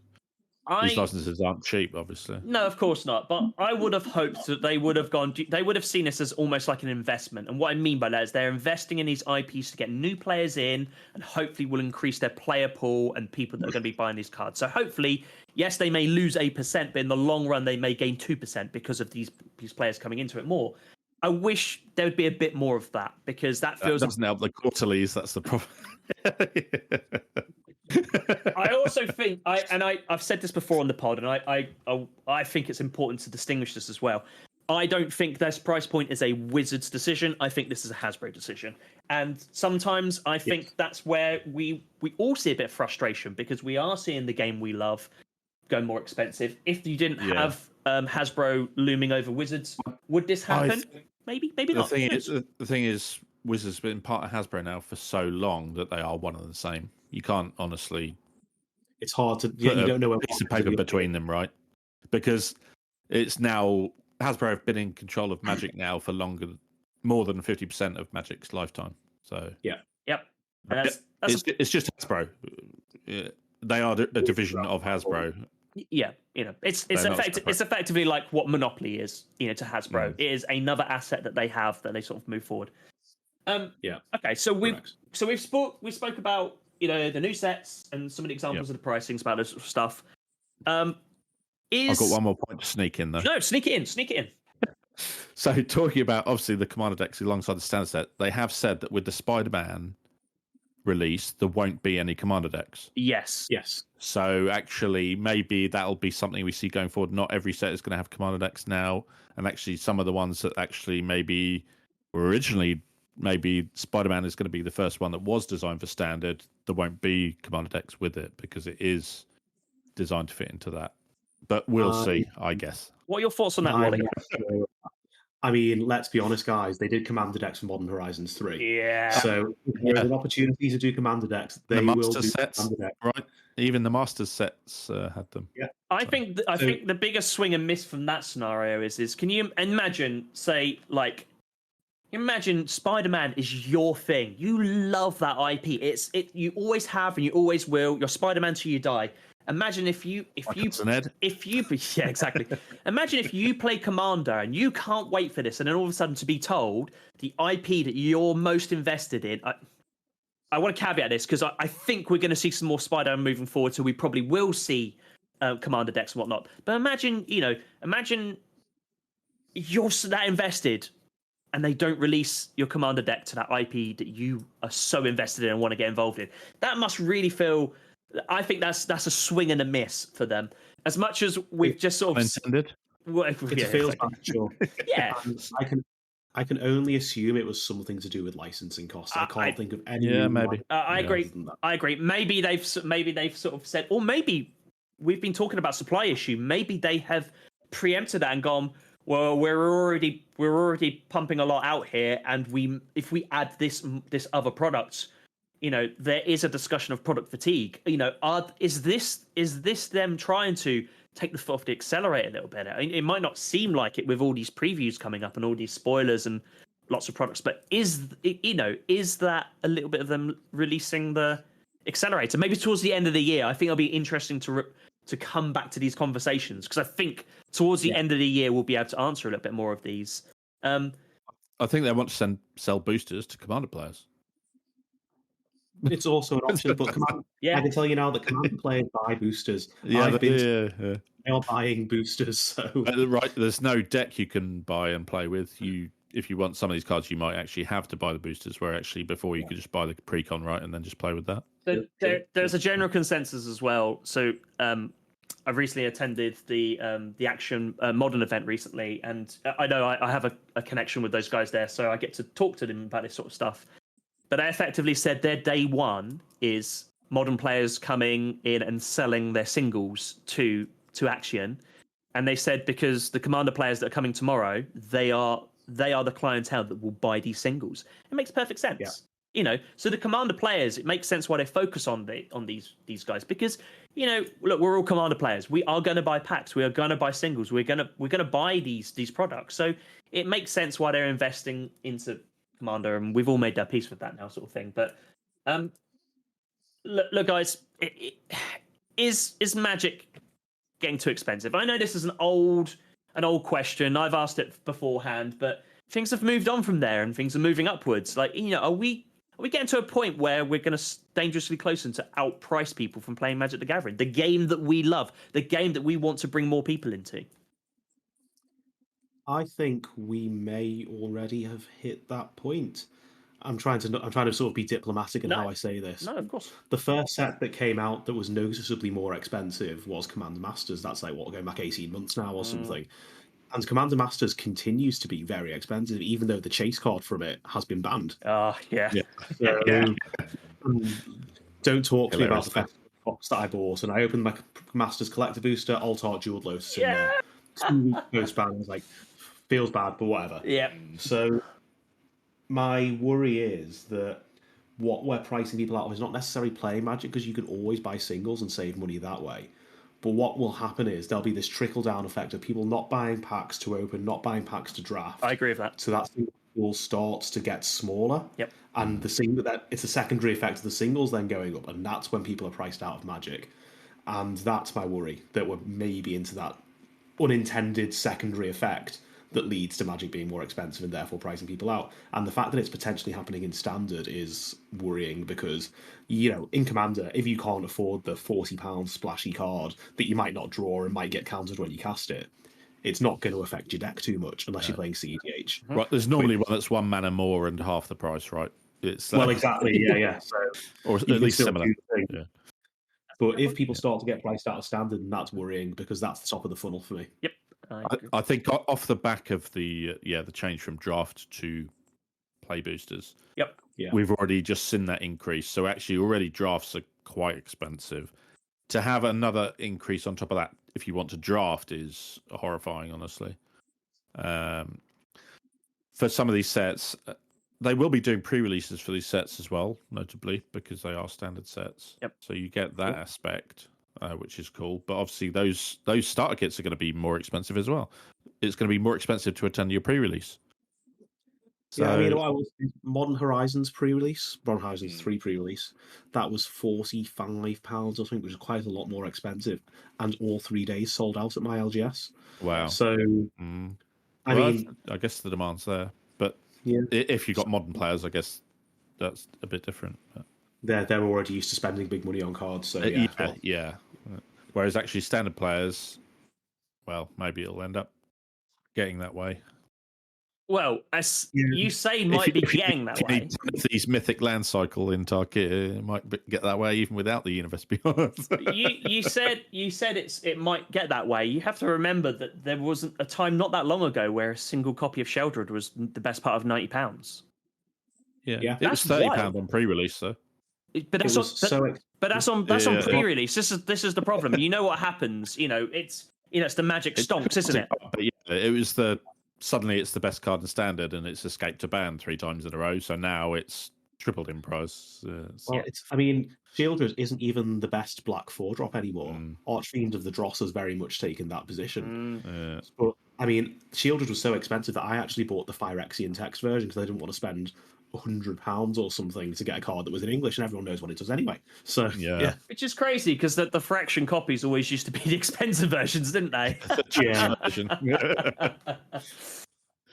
I think there's I think that's the general consensus. For me, I mirror a lot of what you guys are sort of saying as well. I just want to touch on as well. Just Don made a point about drafting as well. We had our LGS owner on the pod the latter part of last year, and he made a really good point. Is with the play boosters and reduction amount of boosters in a box, is effectively now got to the point where his prize pool has now disappeared. So that's shrinkflation in some ways. Isn't it is, and you're then having your LGS. Not only are they having to raise the price of drafting anyway because it's got more expensive, but they are either having to rely on supply from Wizards as a prize pool, or they're going to have to put it in themselves. Well, that means it's either going to get more expensive, or your local or your LGS. Sorry, they're putting more into it than they're getting out of it. Well, any business when you've got more coming out than going back in, that's not a good business model, is it? So the margins are already slim. Right? Yeah, they're really slim, and that's the thing. I think it's very easy for people to forget, particularly when you're just consumer that rocks up and my play boosters have gone up by a pound a packet. What's this all about? I can guarantee you their LGS are not making an extra £1 on top of that. 100%. No chance. It'll be pence. It'll be pence. It'll literally be pence on top of that. So yeah, I think it's a big worry. It's certainly something to be thinking about. So we've got a lot of Universes Beyond coming into Standard, particularly, and I know there has been contention with Universes Beyond, particularly in the early days. Do you think we should be releasing Universes Beyond into our Standard sets? I'm going to start with you, Dom. I hear your thoughts on this, but do you think we should be doing this? I think the initial outrage when the first Universe Beyond was displayed, it was mechanically unique into a secret lair, and we've moved beyond that now. Now, actually, suddenly they announce a Universe Beyond that you're invested in, and all that doubt kind of washes away. Like the 40k decks for me was the kind of turning point, and it's beyond that Fallout as well. I love both IPs. I love Final Fantasy. I'm not huge into it, but actually I played 14. I bought one of the decks. And honestly, even Avatar, the last I watched the live action version on Netflix and enjoyed it. So it's like, sure, I'll see what that's about as well. Mm-hmm. And Spider-Man is kind of a universal thing. Grown up with it my whole life. Like I said, my cousin Ed, it's like he'll probably buy a bunch of the cards, or especially the art display one. Actually, that's an interesting one, at least. So. Yeah, I mean, the fact that they're going into Standard, I don't think particularly matters. I don't think Standard players, as a rule, would particularly care about the story as such. I don't think they're going to care that they kill their opponent with Spider-Man rather than Sheldred. I don't think it makes a huge difference to them, but there will always be people who do get invested in the storyline, regardless of what format they play. So from that point of perspective, it could be sad, but... maybe they'll release a comic alongside it as well. You can just read that. So I really understand all the consternation about Universes Beyond coming into Standard. I understand it because of the price. I understand it because of dilution of Magic IP. I understand it for all of those other reasons. And I'm going to sort of talk about what's called the Lego model, no pun intended here. And I've actually got a prop, which I'm going to show you in a minute, so I apologise to everybody at home. But if we go, I'll show you the prop now, actually, because I'm just excited to show you. So for those who are listening on Spotify, this is a Lego Millennium Falcon. And if you see, this is This is the one I got as a present off my girlfriend for 25 years of Lego Star Wars. Wow. And what not a lot of people know is that Lego Star Wars saved the Lego Corporation. And it's almost like this is almost like Lego Universes Beyond, you might say. And people who enjoyed building Lego maybe had a problem with it at the time. And I'm also not saying, by the way, that Wizards of the Coast and Magic the Gathering needs saving. Sure. But what these non-traditional Lego sets have done has made Lego massive. And if the game of Magic the Gathering gets bigger because Universes Beyond brings more people in and makes the game massive, that is good for people who play it. Now, obviously, I understand there are other concerns that go around that. But I don't know, but I hope that this is some kind of calculated move to get people into the game, to get people into Standard particularly, to make it a better experience for everybody. Yep. So yeah, anyway, that's me. Was excited to show you the prop. No, no. Yeah. I've got a little Slave One Boba's ship just in front of my TV. It's basically the same scale as that Falcon. So it's really cool. I bought 2 of the Indiana Jones Legos as well, right? So.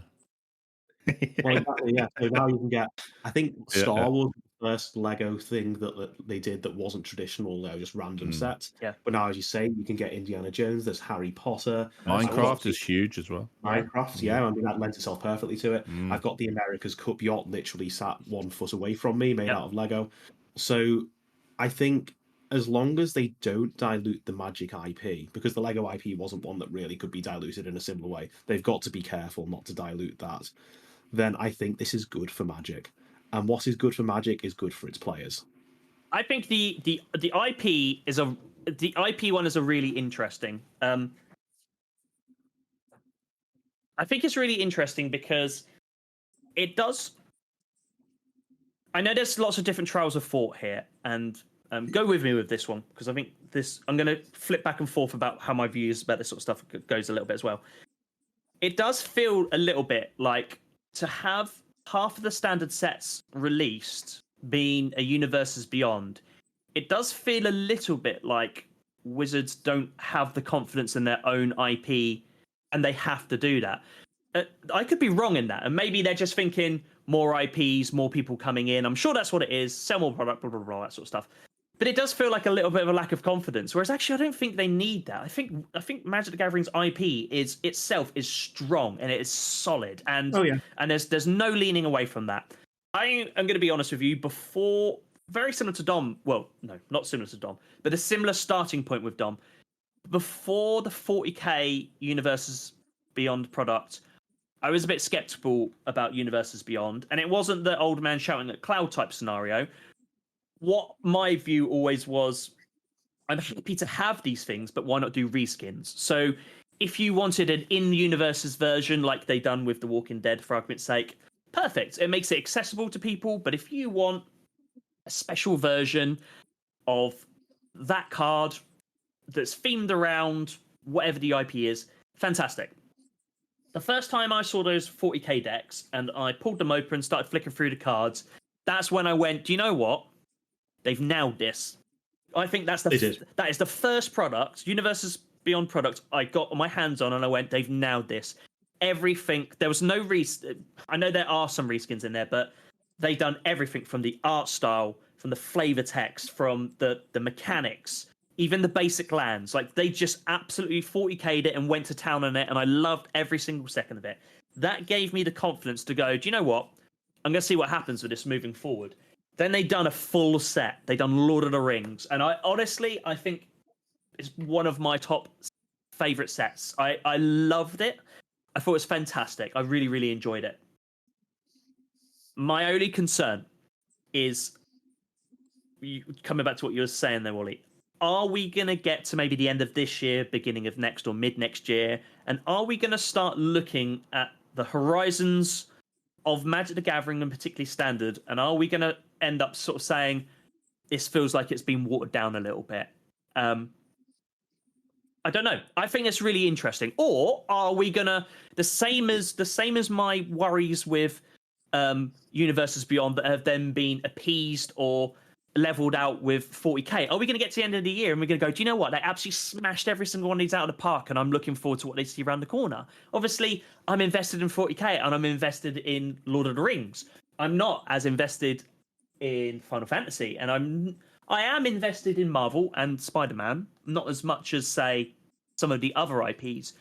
So are we going to end up finding ourselves in this position where if it's your IP, you're going to be all over it, and if it's not, you're not going to enjoy it? Or are we going to end up getting to the point where I think we may get as we get to the end of the year, and there might just be a bit of product fatigue and maybe a bit of Universes Beyond fatigue? I mean, what are the thoughts on that, guys? You know, that idea that we might just, not just product fatigue, but we may have Universes Beyond fatigue. Because we haven't even spoke about secret lairs that are going to be up and coming. Because there's going to be more of this stuff, isn't there? Yeah, it's going to be coming thick and fast. And I think the fatigue risk is real. I mean, we're all feeling it as a content creator. I'm feeling it in the sense that we are now, I think, probably 2/3 of our episodes are specifically related to card releases. Whereas in the past, we did a lot of homebrew stuff and that sort of thing. And it's definitely getting a bit harder to keep up with. I guess, I mean, have Wizards come out, and this is a question back to you before I sort of finish answering, have they come out and said that going forward, 50% of releases are going to be Universes Beyond? Dom, I don't think Maro they has commented to say that's the way the pendulum is swinging currently, I believe. Yeah, certainly is. I mean, the other question is like they're going to run out of decent IPs to do Universes Beyond with. So we might get revisits. We might end up with I'd love them to return and do a full set for like 40k. Oh yeah, me too. Like, there was a lot that they left untouched. I think Orcs. They didn't touch Orcs. Elder. How can you get the Orcs? You know, there's plenty of stuff that they left out. 100%. So hopefully they can return to that. So actually, yeah. So I think the Marvel one, you know, that's going to keep them going for a long time. Well, they've got two years of that. If they're going to split it down like they have, so this is the Spider-Man set, you know, they can renew that license and do an awful lot more if they're doing it like this going forward. Maybe we'll get an Avengers set, an X-Men set, you know. Yeah. Who knows what's going to happen? But I mean, what I would say is that in terms of Magic story, they've killed off all their villains or neutralized them all. You've had the Nicol Bolas defeated, Eldrazi defeated, Phyrexians defeated.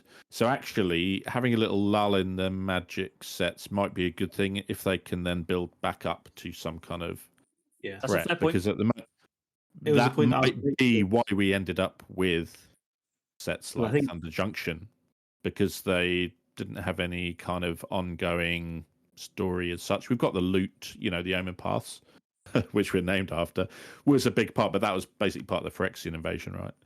Yeah. So you've got this loot, and they were building up to the space things. But if that gets resolved in the space set, which is coming later this year, the Edge of Eternities, then again we're going to have what's the next, you know, villain or motivation to fly around the universe going to be. So it'll be interesting to see what they come up with. Sure. No, like I think Magic, as the Magic IP, has to start with the story, and the story needs some kind of jeopardy, which in this context usually means a villain, as you say.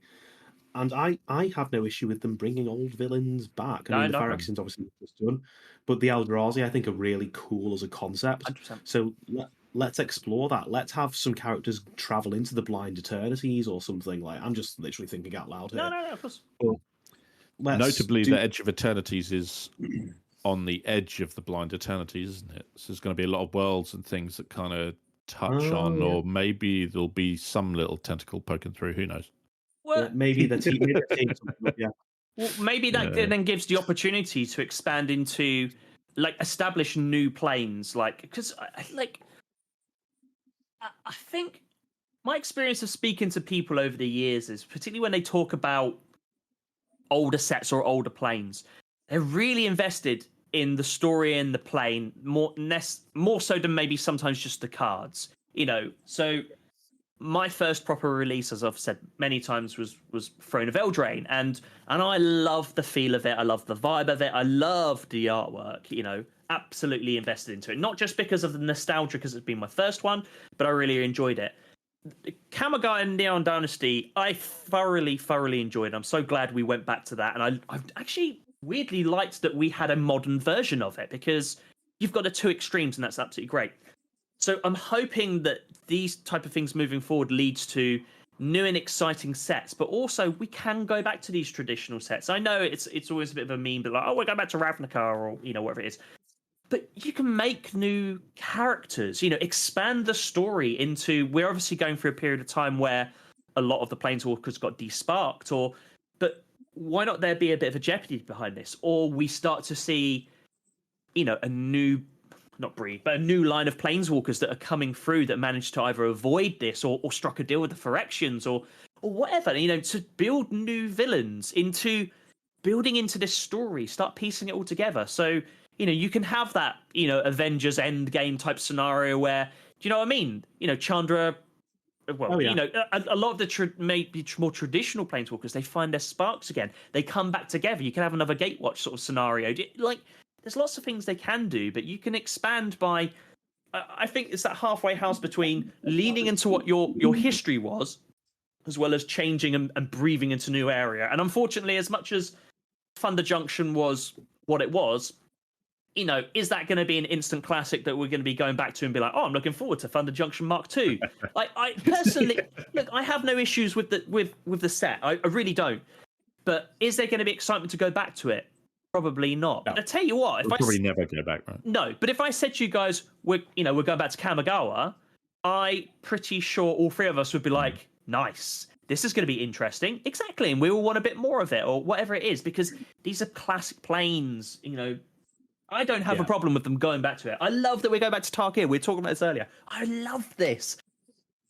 Put a modern spin on it. Great. I have no issues with that. Things have moved on since we were last in Tarkir or Lorwyn or wherever it, would be. Revisit these stories. Reinvest back into some of Magic the Gathering's IPs, by all means. Expand into new ones, by all means, as well. I think Magic the Gathering's IP is strong enough without Universes Beyond, is my personal opinion. But let's get to the end of the year and let's have this conversation again, because our minds may change. I may hold my hands up and go, do you know what? I was wrong. I loved Spider-Man. And I, not saying that I'm not looking forward to it, but, I loved Spider-Man and I loved all these Universes Beyond coming out. And, it's been fantastic. And I've really leaned into this. And do you know what? I wasn't interested in Final Fantasy. Not really. But actually, I got hold of some of the cards. I played with some of them and I thoroughly enjoyed them. And it made me want to go play Final Fantasy. Maybe we'll see what happens.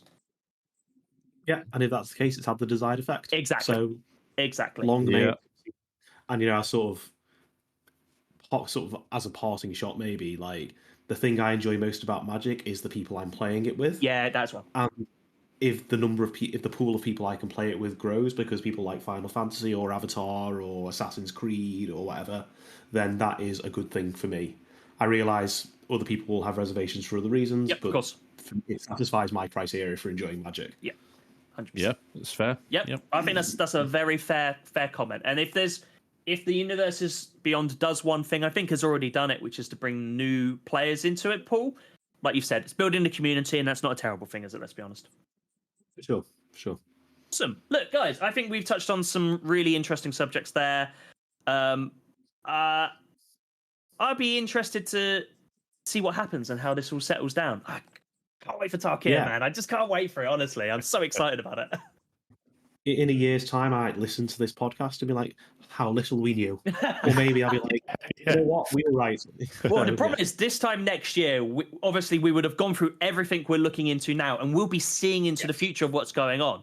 Hopefully that future involves a European Magicom. Please, Wizards, please. Please. I mean, in 5 years, Hasbro will have bought one of these IPs, and the Avatar will take a mask off, and it was Urza reborn all along. Well, Dom, if that happens, then I will buy you a beer. Okay. Sure. Oh, that's easy peasy. I thought he was going to say eat your hat or something. Oh, no. If that happens, I will eat a hat. Just putting that on a record. He will eat a Chadmagic cup. Yeah. Good luck. Yeah. I'll grind it down a little bit, but I will get that down. Don't you worry. Look, Wally, thank you so much for jumping on with us, man. It's been too long, and it's so good to have you back on. I think you've made some really positive contributions, and it's so great to have you back on again. It really, really is. Oh, thank you. And honestly, invite me on any time. I love talking about Magic, so definitely just anytime you're short on a guest or someone bails last minute, just be like, yeah, we need you, bro. Sure. Like, genuinely. We'll book you in for next week. You're on. But to everyone that's listening or watching, what are your thoughts on these latest sets? Do you think that Magic is too expensive, or are we just old men shouting at clouds? Is there too many Universes Beyond sets? What's the feeling and the vibe? Like, we'd love you guys to get in touch, get involved. Speak to us on the socials, and also, what do you want us to talk about next? We've got lots of really interesting subjects coming up in future pods. But what do you guys want to hear? Get in contact with us. Wally, I've again. got one final thing to say. No, go on, say away. Every time you think your hobby is expensive, just look at what people who build model railways pay for their little plastic guy who's sweeping the tracks, and then you'll realise that actually it's cheap as chips. Oh dear. Yeah. See, as a kid, I had a model railway, and I can remember the price of it then. It would be borrow from my parents of like, please, can I have my Christmas and birthday present for this one thing that's ridiculously expensive? So you make a really good point, actually, because model trains are really expensive. Guys, look, I hope you've all enjoyed today's pod. I hope it's been informative, and we'll let the dust settle over the next 6 months and see what happens. But please get in contact, and we'll go from there. Go check out, if you haven't already, go check out the Chadmagic guys. They are fantastic. I love their content. I'm really looking forward to seeing your Chicago stuff. And I'm looking forward to, we're playing some CDH on Sunday, actually, aren't we? We are, yeah. So, I'm excited. I've updated my deck a little bit with some on the stack spice. So we'll see what happens. Oh, baby. Excellent. Fantastic. I was going to say, I'm looking forward to playing some, when we next catch up in the next con and playing some games, but we're going to be playing on Sunday, and I'm looking forward to that. I love playing CDH with you, 100%. Guys, kill him first, Wally. Kill him first. Obviously, goes without saying. I mean, I take my position in these games, and I know what I'm going into. It's absolutely fine. It's all good. Thank you for listening, and thank you for watching. If you're watching on YouTube, we've got some more pods coming up really, really soon. Some great guests planned and moving forward. But like I said earlier, what do you guys want us to talk about? Get in contact, and we'll go from there. But until the next podcast, Wally, thanks for jumping on again. Dom, I'll see you in the next one. Okay. Enjoy. See you later, guys.